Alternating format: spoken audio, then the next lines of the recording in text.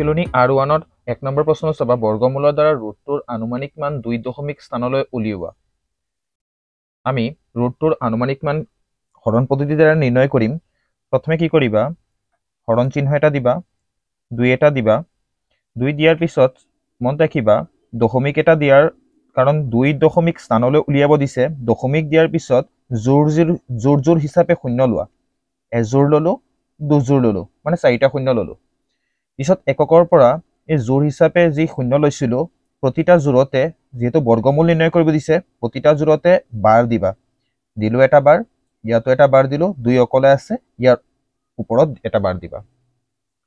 এতিয়া প্ৰথম কাম হল আমাৰ হৰণ কৰিব হলে ইয়াত এটা যি সংখ্যা লম আমি, ধৰা ইয়াত 1 ললে ইয়াতো 1 ল'ব লাগিব। ইয়াক যদি 2 লওঁ তেন্তে ইয়াতো 2 ল'ব লাগিব। 2 ললে 2 2 গুণ কিমান হৈ যাব, বেছি 4 হ'ব। তেন্তে ইয়াত কি ল'ম আমি, 1 এটা ললো। 1 1 গুণ কিমান হল, 1। এতিয়া মাইনাছ কৰা, 2ৰ পৰা 1 গ'ল, থাকিল কিমান, 1। পিছৰ কাম হল আমাৰ এই 1 আৰু 1 যোগ কৰা, কিমান হ'ব, 2 হল। 1 আৰু 1 যোগ কৰিলে কিমান হ'ব, 2। এই দশমিক যি আছে দশমিক ওপৰত উঠাই দিয়া। দশমিক ওপৰত উঠাৰ পিছত আমি এতিয়া ইয়াত চাবা দশমিক ওপৰত উঠিল। এতিয়া ইয়াত এটা আমি এনেধৰণৰ সংখ্যা ল'ব লাগিব যি 2 দি পেলাই আমি ইয়াক হৰণ কৰিব পাৰোঁ। তেন্তে 2 দি পেলাইতো 1 নাযায়, ইয়াৰ পৰা 2টা শূন্য নমোৱা, মানে জোৰ হিচাপে নমাবা, এটা নহয়। ইয়াত 2টা নামিল। 1 আৰু 1 যোগ কৰাৰ পিছত কিমান পাইছিলো আমি, 2। ইয়াত এটা এনেধৰণৰ সংখ্যা ল'ব লাগিব যি সংখ্যাৰে আমি 100 পাওঁ। ইয়াত যদি আমি 1 লওঁ, 21 গুণ কিমান হ'ব, 21। ইয়াত যদি 2 লওঁ, 22 2 গুণ কিমান হ'ব, 44 হ'ব। তেন্তে ইয়াত আমি যদি আমি 25 লওঁ, 25 5 গুণ 125, বেছি হৈ আছে। ইয়াত ল'ম কিমান, 4। ইয়াত আমি 4 লওঁ। ইয়াত 4 ল'লে 24 দি পেলাই চাবা, 24 দি পেলাই যদি আমি 5 বাৰ পূৰণ কৰোঁ, 24 ইয়াত যদি আমি 4 লওঁ, ইয়াতো কিমান ল'ব লাগিব, 4 ল'ব লাগিব। 24 4 গুণ কিমান হৈ আছে, 4 4 গুণ 16, 6 হাতত কিমান আছে, 1, 2 4 গুণ 8, আটাইকে কিমান হ'ল, 9, 96। কিমান পালো আমি, 96। 24 4 গুণ ইয়াত কিমান দিবা, 96 দিলো, হল। এতিয়া মাইনাছ কৰি দিয়া, 96 100ৰ পৰা 96 গ'ল, থাকিল কিমান, 4। পিছৰ কাম হল আমাৰ এই 24 আৰু 4 যোগ কৰি দিয়া, কিমান হল, 28। ইয়াত জোৰ হিচাপে শূন্য 2টা নমোৱা। এতিয়া 28ৰ লগত ইয়াত আমি যি সংখ্যা ল'ম, ইয়াত যদি আমি 2 লওঁ, ইয়াতো 2 ল'ব লাগিব। কিন্তু 28 ইয়াত চাবা, ইয়াত আমি 2 ল'লে 28ৰ লগত চাবা ইয়াতো এটা 2 ল'ব লাগিব। কিমান হ'ল, 282। 282 2 গুণ পূৰণ কৰিলে চাবা কি হ'ব, 2 2 গুণ কিমান হ'ল, 4, 8 2 গুণ 16, 16 হ'ল। 8 2 গুণ 16, 6 হাতত কিমান আছে, 1, 2 2 গুণ 4 কিমান হ'ল, 5, 5 64। এইটো ডাঙৰ হ'ব। তেন্তে আমি ইয়াত কিমান ল'ব লাগিব, 1 এটা। ইয়াত যদি 1 লওঁ তেন্তে ইয়াতো 1 ল'ম। 281 1 গুণ কিমান হ'ব, 281। কাৰণ ইয়াত 2 ল'ব নোৱাৰিম, 2 ল'লে কি হ'ব, বেছি হৈ যাব, 564 হ'ব। 564 ইয়াত বহাব নোৱাৰিম। এতিয়া মাইনাছ কৰি দিয়া, 10ৰ পৰা 1 গ'ল, থাকিল কিমান, 9।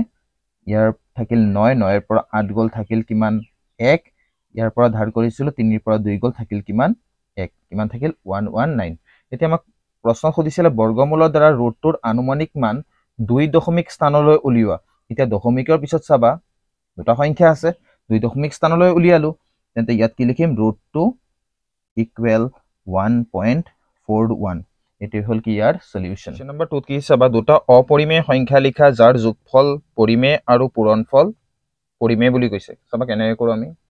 সলিউশন দি পেলাই কি লিখিছো চাবা, 2টা অপৰিমেয় সংখ্যা যাৰ যোগফল পৰিমেয় আৰু পূৰণফল পৰিমেয়, সেই সংখ্যা দুটা হ'ব a প্লাছ ৰুট বি আৰু a মাইনাছ ৰুট বি, য'ত b greater than equal 0।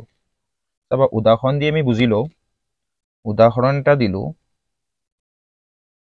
Late বুলি ধৰিলো, ধৰা হ'ল a আমি 3 বুলি ধৰো, কমা b ইকুৱেল আমি 3 বুলি ধৰিলো। ঠিক আছে, এও 3 ধৰিলো, বিও আমি কি ধৰিলো, 3 বুলি ধৰিলো। এতিয়া চাবা ইয়াত আমাক কি দিছে, a প্লাছ বি আৰু a minus a plus root B আৰু a মাইনাছৰ ৰুট বি ধৰিছিলো, সেই সংখ্যা দুটা হ'ব। এতিয়া কি কৈছে, যোগফল আৰু পূৰণফল পৰিমেয় বুলি কৈছে। তেন্তে প্ৰথমে আমি যোগফল কৰোঁ। কাৰ কৰিম চাবা, যোগফল। যদি আমি যোগফল কৰোঁ, ইয়াত চাবা a প্লাছ বি আৰু a মাইনাছৰ ৰুট বি, এই দুটাক যোগ কৰি দিওঁ। এৰ ঠাইত আমি কিমান বহাম, 3 প্লাছৰ কি বহালো, ৰুট 3। যোগফল যিহেতু আমি যোগফল বুলি লিখিছো, তেন্তে ইয়াত এটা প্লাছ দিবা, আকৌ কৰি দিয়া কি a কিমান আছে আমাৰ 3 মাইনাছৰ কি হ'ব √3 ইয়াত a ৰ ঠাইত আমি কি বহালো a 3 আৰু b ৰ ঠাইতো কি বহালো আমি 3 বহালো হলনে a plus √b plus a মাইনাছৰ √b ৰ ঠাইত এতিয়া চাবা ইয়াত হল a প্লাছৰ √3 আৰু মাইনাছ √3 আমি কাটিব পাৰো ইয়াত 3 আৰু 3 প্লাছ কৰিলে কি হ'ব 6 যেটি হ'ব কি পৰিমে মনত ৰাখিবা ইয়াত আমাক কি কৈছে দুটা অপৰিমেয় সংখ্যা লিখা অপৰিমেয় সংখ্যা যে a প্লাছ √b ক আমি অপৰিমেয় কি বুলি কিয় ক'ব পাৰো চাবা 3 প্লাছ √3 যি আছে এই 3 প্লাছ √3 মনত ৰাখিবা পৰিমেয় 3 হল পৰিমেয় আৰু √3 হল কি অপৰিমেয় পৰিমেয় আৰু অপৰিমেয় সংখ্যাৰ সমষ্টিক মানে যোগফলক কি বুলি কোৱা হয় অপৰিমেয় বুলি কোৱা হয় আৰু পৰিমেয় আৰু অপৰিমেয়ৰ পাৰ্থক্যক কি বুলি কোৱা হয় অপৰিমেয় বুলি কোৱা হয় ঠিক আছে তেন্তে ইয়াত হল কি 3 হল পৰিমেয় আৰু √3 হল কি অপৰিমেয় পৰিমেয় আৰু অপৰিমেয় পাৰ্থক্য মানে কি মাইনাস ইয়াকো কি বুলি কোৱা হয় অপৰিমেয় এতিয়া পূৰণফল কৰিম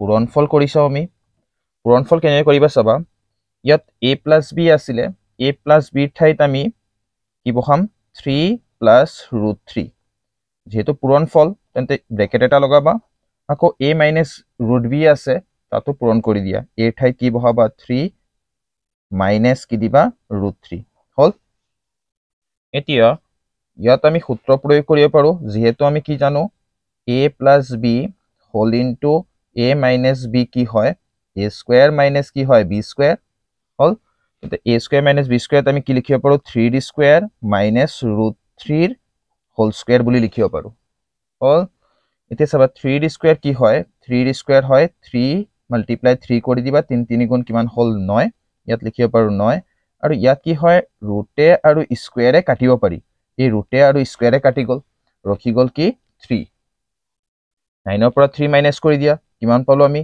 6 পালো আৰু 6 হল কি সংখ্যা পৰিমেয় সংখ্যা হল এটো হল কি ইয়াৰ এনসাৰ